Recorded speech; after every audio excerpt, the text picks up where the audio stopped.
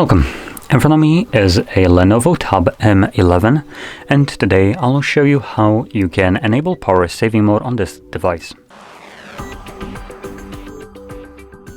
So to get started, pull down your toggles by swiping down from the top of your screen like this.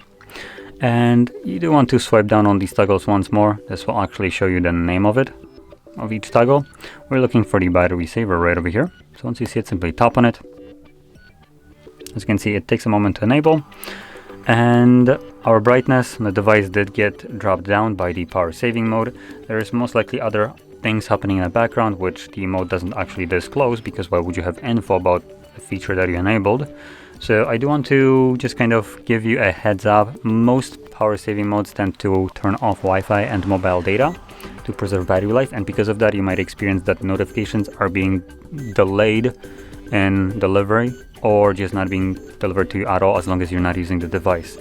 So that is something to keep in mind when using power saving mode.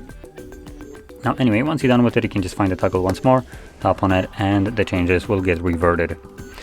So with that being said, if you found this very helpful, don't forget to hit like, subscribe, and thanks for watching.